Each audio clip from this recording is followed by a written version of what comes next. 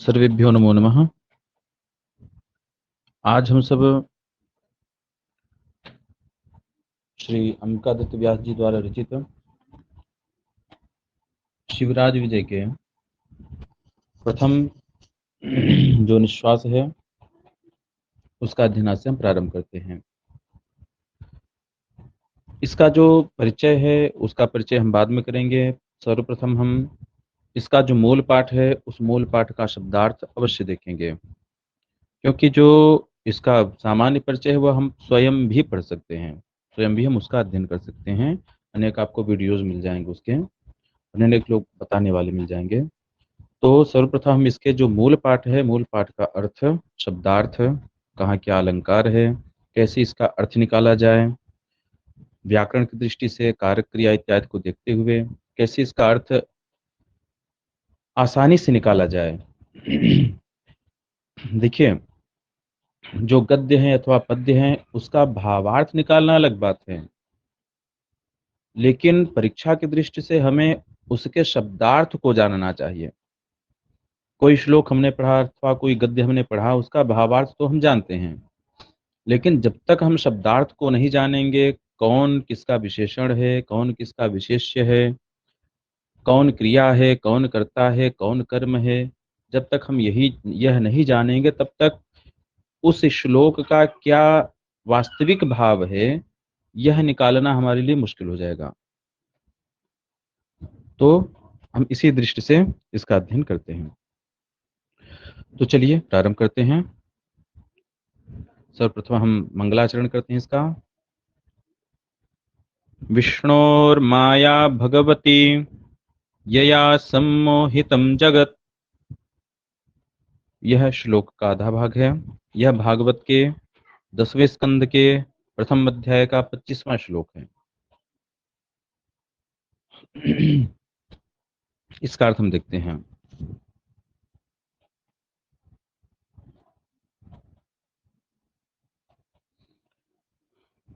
चलिए, तो विष्णोः माया भगवती, जो विष्णु की माया है वह कैसी है? भगवती अर्थात बलशालिनी है।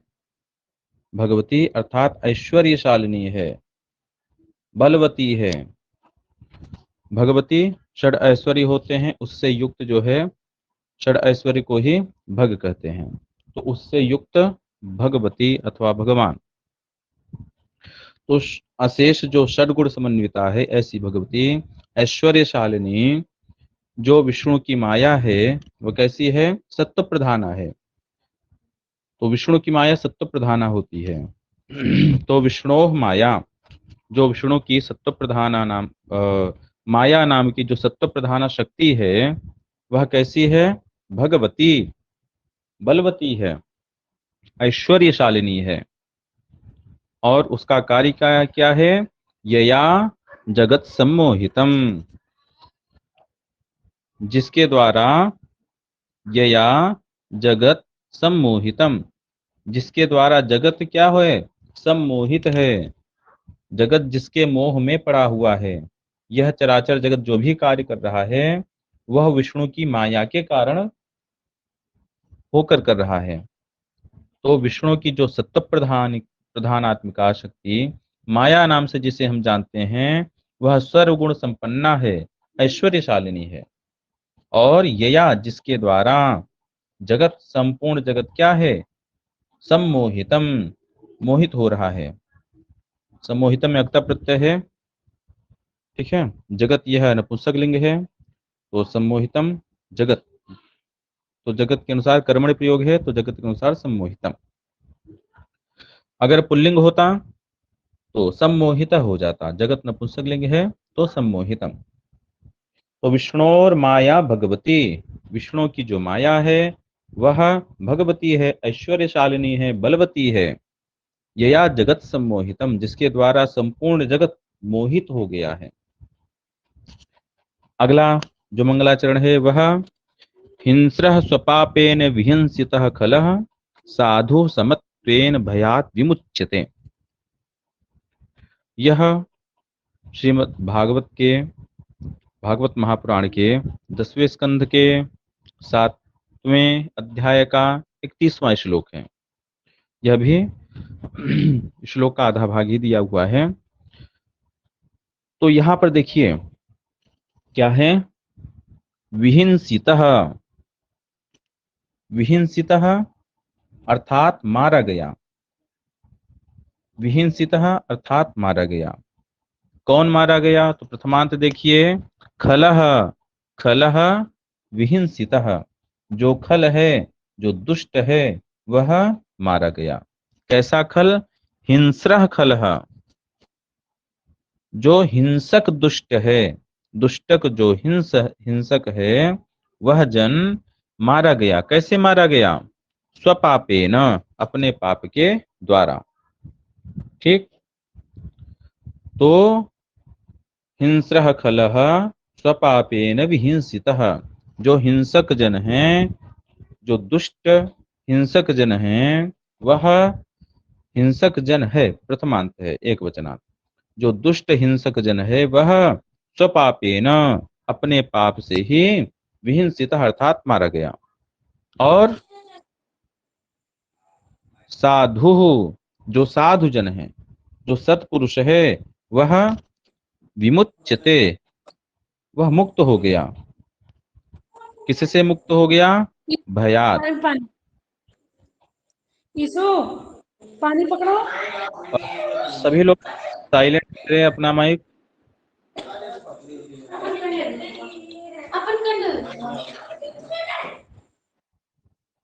चलिए,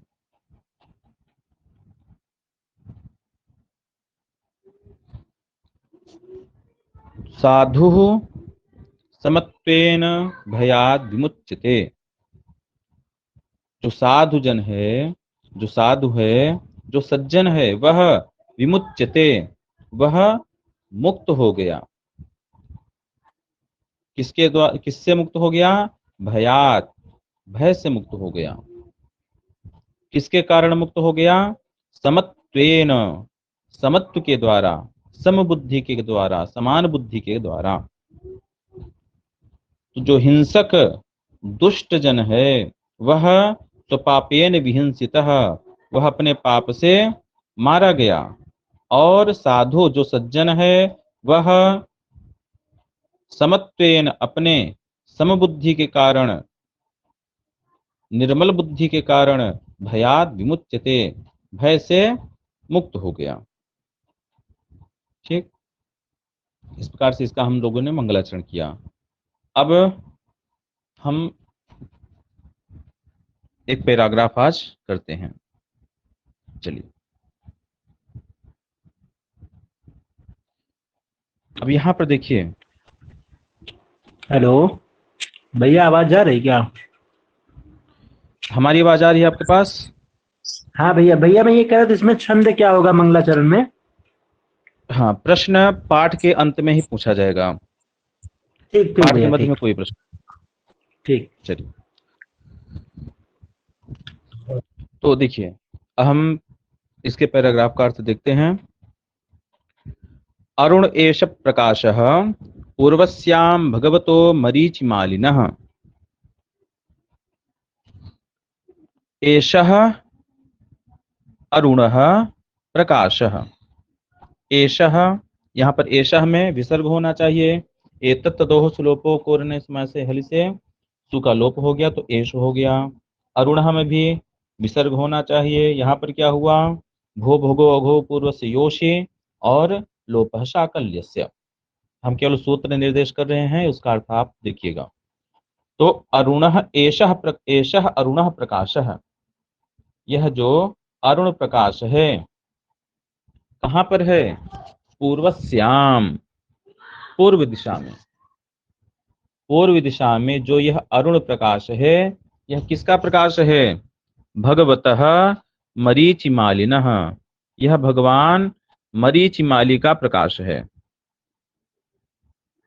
भगवतः मरीचिमालिनः, भगवान मरीचिमाली, मरीचिमाली किसे कहते हैं? सूर्य को। तो भगवतः मरीचिमालिनः, भगवान सूर्य का, पूर्वस्याम, एषः अरुणः प्रकाशः, पूर्व दिशा में यह अरुण अर्थात लोहित लाल रंग का प्रकाश है। ठीक है, पूर्व दिशा में, प्राची दिशा में भगवान सूर्य का यह रक्त है। अभी प्रातः काल का प्रातः काल और सायंकाल के समय रक्त वर्ण का प्रकाश हमें दिखाई देता है। तो भगवतः मरीचिमालिनः पूर्वस्याम अथवा पूर्वस्याम भगवतः मरीचिमालिनः एषः अरुणः प्रकाशः, यह पूर्व दिशा में भगवान मरीचिमाली अर्थात सूर्य का रक्त वर्ण का प्रकाश है। अब एषः भगवान, आगे हम देखते हैं, एषः भगवान, यह भगवान हैं। यह भगवान कौन है? तो अब आगे बता रहे हैं, मणिः आकाशमंडलस्य, यह भगवान है आकाश मंडल के मणि। यह कौन है? यह भगवान आकाश मंडल के मणि हैं। मणिः आकाश मंडलस्य। अब यहां पर देखिएगा हर जगह रूपक अलंकार है, क्योंकि यहां पर आरोप हो रहा है, यहां पर समानता नहीं दिखाई जा रही है अथवा संभावना नहीं दिखाई जा रही है, यहां पर सीधे आरोप हो रहा है। यह भगवान क्या है? मणि हैं, आरोप हो रहा है। तो यहां हर जगह जो है रूपक अलंकार एक पैराग्राफ में होगा, यहां से लेकर के इनश्च दिनस्य यहां तक रूपक अलंकार होगा, ये ध्यान रखिएगा। शिवराज विजय में अलंकार को जरूर आप देखिएगा। तो एषः भगवान, यह जो भगवान सूर्य हैं, सूर्य भगवान की अनुवृत्ति आएगी, मरीचिमालिनः, सूर्य भगवान की चर्चा हो रही है तो उनकी ही अनुवृत्ति आएगी। तो एषः भगवान, यह जो भगवान सूर्य हैं, यह सूर्य क्या हैं? मणि, मणि हैं। कैसे मणि हैं? आकाश मंडलस्य, यह आकाश मंडल के, गगन मंडल के क्या है? मणि हैं, रत्न स्वरूप हैं। और क्या है? एषः भगवान चक्रवर्ती, यह चक्रवर्ती हैं। कैसे चक्रवर्ती हैं? कहाँ के? खेचर चक्रस्य, जो खेचर चक्र हैं उनके क्या है? चक्रवर्ती। खेचर किसे कहते हैं? तारा समुदाय को। खे अर्थात आकाश में जो चलते हैं अर्थात चलते हैं, जो रहते हैं, ऐसे तारागण। तो तारा समुदाय को खेचर चक्र कहते हैं। खेचर अर्थात तारा, चक्र मतलब समुदाय। तो एषः भगवान चक्रवर्ती, यह सूर्य क्या है? चक्रवर्ती हैं। किनके? खेचर चक्रस्य, तारा समुदाय के क्या हैं? चक्रवर्ती हैं। तो ग्रहों में कौन मुख्य ग्रह होता है? सूर्य। सूर्य ही मध्य में होता है। ठीक है, जैसे हमारा विज्ञान भी कहता है कि सूर्य के ही सभी चक्कर लगा रहे हैं। जब हम नवग्रह का निर्माण करते हैं वहां भी सूर्य मध्य में विद्यमान होता है। तो चक्रवर्ती खेचर चक्रस्य, यह जो भगवान सूर्य हैं वह तारा समुदाय के क्या है? चक्रवर्ती हैं। और क्या है? कुंडलम, यह भगवान सूर्य कुंडल हैं। जो हम कान में पहनते हैं वह कुंडल। कैसे कुंडल हैं? आखंडल दिशः, आखंडल दिशः, आखंडल कहते हैं इंद्र जी को। और जो आठों दिशाएं हैं उन आठों दिशाओं के स्वामी कोई न कोई देवता होता है। तो पूर्व दिशा के स्वामी कौन है? इंद्र, अथवा इंद्र की दिशा कौन है? पूर्व। दोनों तरफ से कहते हैं, कह सकते हैं। जैसे पुत्र का पिता अथवा पिता का पुत्र, तो इंद्र की दिशा पूर्व अथवा पूर्व दिशा के स्वामी इंद्र। तो यहाँ पर आखंडल दिशा से क्या है? इंद्र की जो दिशा है, आखंडल अर्थात इंद्र, तो इंद्र की जो दिशा है ऐसा पूर्व। तो आखंडल दिक षष्ठी एकवचन में आखंडल दिशा, आखंडल दिशा में षष्ठी एकवचन का रूप है। तो कुंडलम, एषः भगवान कुंडलम, यह जो भगवान सूर्य हैं यह कुंडल हैं। किसके? पूर्व दिशा के, आखंडल दिशा। और कैसे हैं यह? एषः भगवान दीपको ब्रह्मांड भाण्डस्य। यह दीपक है, दीपकः होना चाहिए, दीपको कैसे हो गया, तो हस चल गएगा और आदगुण से गुण हो जाएगा। तो दीपकः ब्रह्मांड भाण्डस्य, यह दीपक हैं। किसके दीपक हैं? ब्रह्मांड रूपी भांड के, ब्रह्मांड रूपी भवन के। यह जो पूरा ब्रह्मांड है वह ब्रह्मांड रूपी भवन के क्या है? दीपक है। जैसे एक भवन में मध्य, भवन के मध्य में एक दीपक रख दी जाए तो वह दीपक संपूर्ण भवन को प्रकाशित करेगा।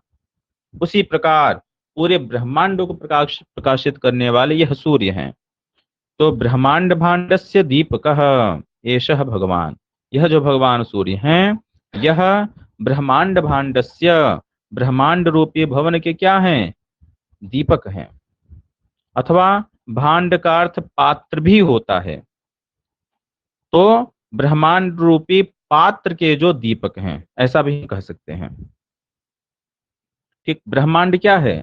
जब हम मनुस्मृति पढ़ेंगे तो वहां पर आएगा कि स्वर्ण का एक अंडा होता है, उसके दो भाग हो जाते हैं, तो दो भागों में ऊर्ध्वभाग और अधोभाग हो जाता है, उसमें ही 7 लोग ऊर्ध्वभाग में, 7 लोग अधोभाग में, उसी के मध्य से हिरण्यगर्भ की उत्पत्ति होती है। ठीक है, तो उसे ही हम भांड कह सकते हैं। जो दो कटाह बने, बीच में क्या हुआ? जगह बनी, ठीक, दो कटोरी की तरह, तो वह भांड ही कहा जा सकता है। तो ब्रह्मांड रूपी पात्र के क्या हैं? दीपक हैं। और क्या है? प्रेयान पुंडरीक पटलस्य, प्रेयान है। प्रेयान अर्थात नितांत प्रिय है, जो अत्यंत प्रिय होता है उसे प्रेयान कहते हैं। तो प्रेयान पुंडरीक पटलस्य, पुंडरीक पटल के क्या है? प्रेयान है। पुंडरीक पटल, पुंडरीक अर्थात, पुंडरीक कहते हैं श्वेत कमल को पुंडरीक कहते हैं। तो श्वेत कमल का जो पटल अर्थात समूह, उस कमल के समूह के क्या है? प्रेयान, नितांत प्रिय हैं। क्योंकि कमल कब खिलता है? सूर्योदय होने के पश्चात, तो उसके क्या है? अत्यंत प्रिय हैं। तो प्रेयान पुंडरीक पटलस्य, कमल समूह के क्या हैं? यह अत्यंत प्रिय हैं। इसके पश्चात शोक विमोकः कोकलोकस्य, कोकलोकस्य शोक विमोकः, जो कोकलोक हैं, कोक अर्थात जो चक्रवाक हैं, चक्रवाकों का जो समूह है, उनके शोक को, विमोक अर्थात हरने वाले हैं। ठीक है, उनके कष्ट को क्या करने वाले हैं? हरने वाले हैं। तो शोक विमोकः, शोक को हरने वाले हैं किसके? कोकलोकस्य, चक्रवाक समूह के। देखिए हर जगह जो है एक षष्ठ्यंत पद है, एक प्रथमांत पद है। जो प्रथमांत पद है वह सूर्य भगवान को बता रहा है, और जो षष्ठ्यंत पद है वह उसके बारे में बता रहा है जिसके यह वह कार्य कर रहे हैं। जैसे शोक विमुखः कोकलोकस्य, चक्रवाक है, यह शोक को नष्ट करने वाले हैं। चकवा चकवी क्या होती है? रात्रि होने जाते हैं और सूर्योदय होने पर पुनः है। तो शोक को करने वाले, नष्ट करने वाले हैं, दूर करने वाले हैं। पश्चात अवलंबो रोलंब कदम्बस्य, रोलंब कदम्बस्य अवलंबः, जो रोलंब कदम्ब हैं अर्थात भ्रमरों का जो समूह है, रोलंब अर्थात जो भ्रमर हैं उसके जो कदम्बक हैं, जो समूह है, उस भ्रमर समूह के क्या हैं? अवलंब हैं, आश्रय हैं। क्योंकि जब सूर्योदय होता है तभी कमल खिलते हैं, जब कमल खिलते हैं तो भ्रमरों को मधुपान का अवसर मिलता है। अथवा जब रात्रि होती है तो मधुपान करते हुए जो भ्रमर हैं वह भ्रमर उसी कमल के पंखुड़ियों में दब जाते हैं। पुनः सूर्योदय होने पर उस कमल के पंखुड़ियों के खिलने पर वह जो भ्रमर हैं वह बाहर निकल पाते हैं। इस प्रकार से अवलंबो रोलंब कदम्बस्य, जो भ्रमर समूह है उनके क्या है, आश्रय हैं। इसके पश्चात सूत्रधारः सर्वव्यवहारस्य, सर्वव्यवहारस्य सूत्रधारः, सभी जो हमारा व्यवहार होता है उसके सूत्रधार हैं। सूत्रधार सूत्र को जो धारण करता है। जैसे कठपुतली की नाच अगर आप देखे हों तो उसमें कठपुतली हमें नाचती दिखाई देती है, पूरा नाटक दिखता है, लेकिन वह कठपुतली नहीं नाच रही होती है, उसको सूत्र को धारण करने वाला होता है, कोई उसको उसको नचाने वाला होता है। अथवा एक अर्थ ये ले सकते हैं कि किसी भी नाटक के प्रारंभ में सूत्रधार आता है, सूत्रधार उसको प्रारंभ करता है, तब नाटक का प्रारंभ होता है। वैसे ही जब सूर्योदय होता है तभी सभी जीव जंतु के कार्य प्रारंभ होते हैं। रात्रि होती है तो सारे कार्य बंद हो जाते हैं। तो सर्व व्यवहारस्य, सभी जो व्यवहार है, सभी जो कार्य हैं, उन कार्यों के क्या है, यह सूत्रधार हैं। इनके आने पर ही सारे कार्य प्रारंभ होते हैं। इनश्च दिनस्य, दिनस्य इनः, दिन के क्या है, इन अर्थात स्वामी हैं।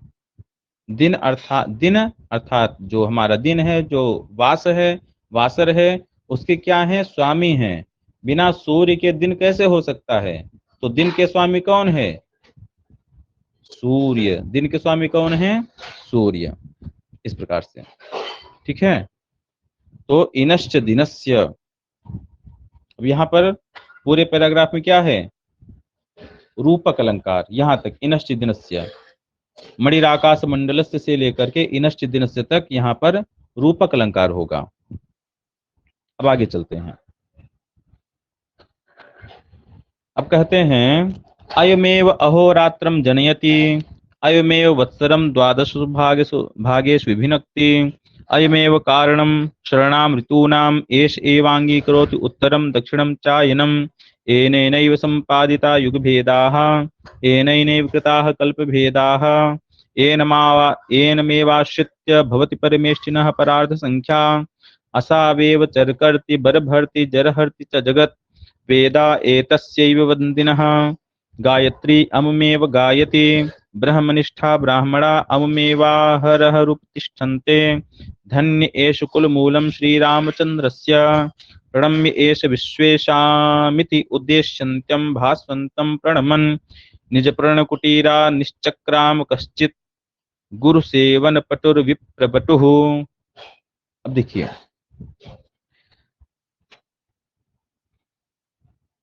अब यहां पर कह रहे हैं कि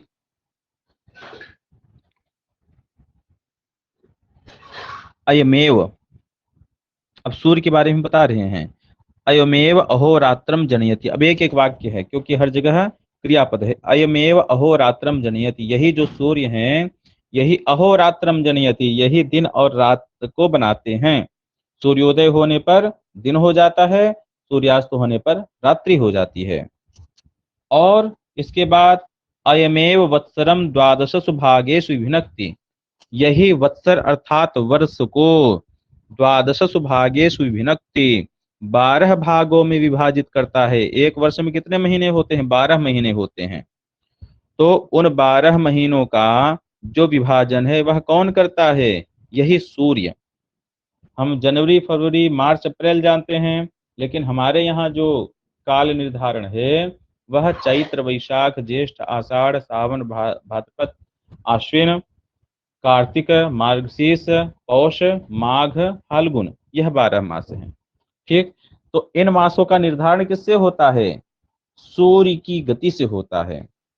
सूर्य जो है एक वर्ष में 12 राशि में संक्रमण करता है, जिसे हम संक्रांति कहते हैं। प्रत्येक महीने में एक संक्रांति होती है, जिसमें से 2 संक्रांतियां प्रसिद्ध हैं, मकर संक्रांति और मेष संक्रांति। मकर संक्रांति में ही यहाँ पर क्या, हमारे प्रयागराज में माघ का मेला लगता है।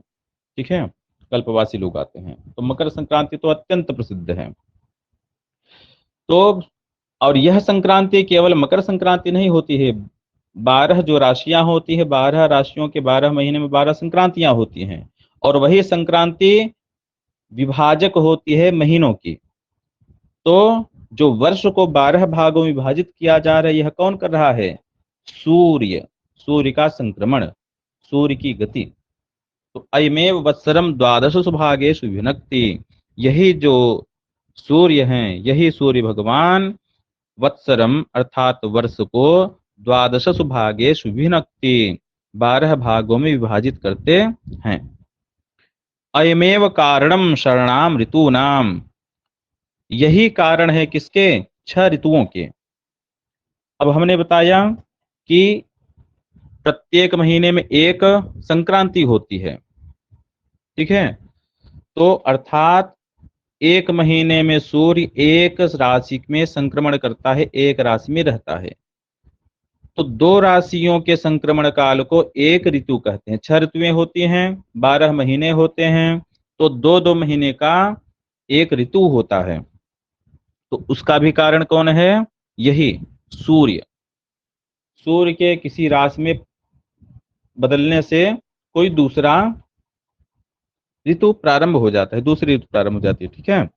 तो अयमेव कारणम शरणाम ऋतूनाम, यही जो सूर्य हैं, यही 6 ऋतुओं के कारण हैं, 6 ऋतुओं के परिवर्तन के कारण हैं।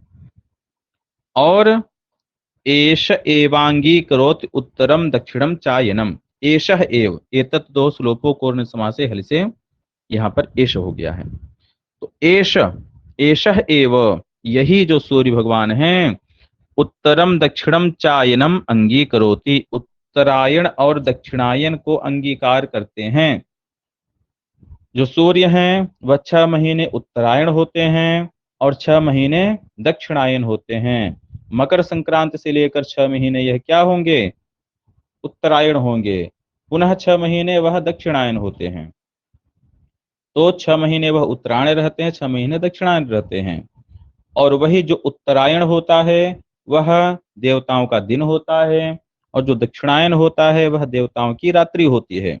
तब जब हमारा एक वर्ष व्यतीत होता है तो देवताओं का एक दिन और रात होता है, अर्थात हमारा एक वर्ष देवताओं का एक दिन रात, ठीक है। तो एषः एव उत्तरम दक्षिणम च अयनम अंगीकरोति, यही जो सूर्य भगवान हैं, यही उत्तरायण और दक्षिणायन का अंगीकार करते हैं, अर्थात उत्तरायण और दक्षिणायन में रहते हैं। इसके बाद एनेनैव संपादिता युगभेदाः, एनेनैव युगभेदाः संपादिताः। अब युग जो होते हैं, जो हम 4 युग जानते हैं, सतयुग, त्रेता, द्वापर और कलयुग, ठीक है। अब इन युगों का भेद कैसे होता है? कब कलयुग लगा, कब सतयुग लगा, कब द्वापर लगा, कब त्रेता युग लगा, इनके वर्ष की गणना कैसे होती है, इनको करने वाला कौन है? तो एक युग 1200 देव वर्ष का होता है, 1200 दैव वर्ष, दैविक वर्ष, ठीक है। और 4,32,000 हमारा सौर वर्ष का, ठीक। जैसे कलयुग है, कलयुग की आयु कितनी है? 4,32,000 वर्ष, ठीक है। और अगर हम इससे देखें दैव युग, दैव काल से, तो 1200 वर्ष दैविक युग से। तो जो ये युग भेद हो रहा है, 4,32,000 वर्ष की गणना किससे होगी? हमारे जनवरी, फरवरी, मार्च, अप्रैल से नहीं होगी, बल्कि चैत्र, वैशाख इत्यादि जो एक वर्ष बीत रहा है उस वर्ष से। तो 4,32,000 वर्ष कौन? हमारा जो सूर्य के द्वारा संक्रमणकार है, जो सौर वर्ष है, ठीक। जब हम कालमान ज्योतिष में जानते हैं तो नवविध कालमान होते हैं। उस नवविध कालमान में 4 की विशेष महत्ता है, जिसकी हम परिगणना करते हैं अपने जीवन में। सावन दिन, सौर दिन, नक्षत्र दिन और चांद्र दिन, इसका उपयोग हम अपने जीवन काल में करते हैं, जानते नहीं है कि क्यों, कैसे कर रहे हैं हम, ठीक है। उसको हम अलग से कभी बताएंगे। तो एनेनैव संपादिताः युगभेदाः, इन्हीं सूर्य के द्वारा युग का भेद किया जाता है, यही युग के भेदक होते हैं। इन्हीं के संक्रमण काल से ही युगों का भेद होता है। और एनेनैव कृताः कल्पभेदाः, जब युग का भेद इन्होंने किया तो कल्प का भेद भी इन्हीं के द्वारा होगा। कैसे? क्योंकि जब हमारा सतयुग, त्रेता, द्वापर, कलयुग यह एक बार बीतता है, चारों युग, तो एक महायुग होता है। ठीक ऐसे जब 1000 बार सतयुग, त्रेता, द्वापर, कलयुग बीत जाते हैं तो एक कल्प होता है। कल्प का मतलब क्या? 1000 बार सतयुग, त्रेता, द्वापर, कलयुग आए और गए, तब एक कल्प होता है। तब जब युग का भेद सूर्य के द्वारा हो रहा है तो कल्प का भेद भी किसके द्वारा होगा? सूर्य के द्वारा ही। तो एनेनैव कृताः कल्प भेदाः, इन्हीं के द्वारा कल्प भेद भी किया जाता है। एनमेवाश्रित्य भवति परमेष्ठिनः परार्ध संख्या, और इन्हीं को आश्रित करके परमेष्ठिनः परार्ध संख्या भवति,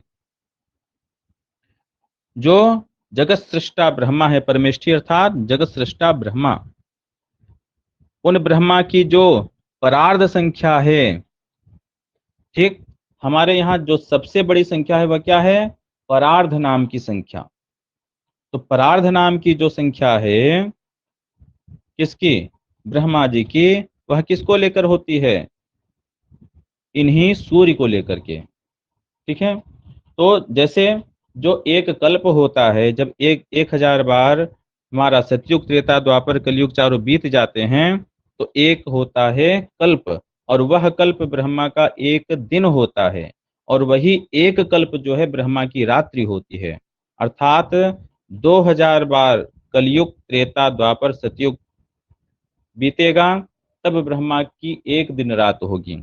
तो ऐसे ही एक परार्ध संख्या होती है। जब युग का भेद, कल्प का भेद किसके द्वारा हो रहा है? सूर्य के द्वारा। तो परमेष्ठी अर्थात भगवान ब्रह्मा जी की जो परार्ध संख्या की गणना होगी वह किसको आश्रित होकर होगी? सूर्य भगवान को। इसके बाद असावेव चर करती बरभरती जरहरती जगत। असौ एव है, एचो एवा से यहाँ पर आव आदेश हो गया है। तो असौ एव, यही जो सूर्य हैं, वह जगत, जगत क्या है? कर्म है। जगत जगती जगंती, जगत जगती जगन द्वितीय एक वचन का रूप है। असौ एव, यही जो सूर्य हैं, जगत अर्थात संसारम, संसार को, जगत को क्या करते हैं? चर करती, इसको करते हैं अर्थात इसको, इसकी रचना करते हैं। बरभरती, इसका भरण पोषण करते हैं। और जरहरती अर्थात इसका संहार कर डालते हैं। कैसे? यदि सूर्योदय न हो तो क्या जीवन चल सकता है? नहीं चल सकता। अगर सूर्योदय न हो तो हमें खाने को अन्न मिलेगा? नहीं मिलेगा। तो भरण पोषण भी उन्हीं के द्वारा हो रहा है। और जब प्रलय काल होता है तो कहा जाता है कि 12 जो सूर्य है वो एक साथ उदय होते हैं, और ऊपर से अग्नि की वर्षा होती है प्रलय काल में। तो यही जो है जगत को क्या करते हैं? जरहरती, जगत का संहार भी कर डालते हैं। इसके बाद वेदाः एतस्यैव वन्दिनः, वेदाः है भो भगो गो परुषयोषि लोपशाकल्यस्य, जो वेद हैं एतस्यैव वन्दिनः, इन्हीं की वंदना करते हैं। जो वेद हैं वह किसकी वंदना करते हैं? एतस्यैव वन्दिनः, इन्हीं सूर्य की ही वंदना करते हैं। सूर्य के लिए कई सूक्त बनाए गए हैं वेदों में। गायत्री अममेव गायति। एक प्रश्न होता है कि गायत्री मंत्र में किसकी वंदना है? तो सब कहते हैं गायत्री देवी की। गायत्री मंत्र जो है सूर्य भगवान के लिए बनाया गया है, उसमें किसकी वंदना है? सूर्य भगवान की वंदना है। ठीक है,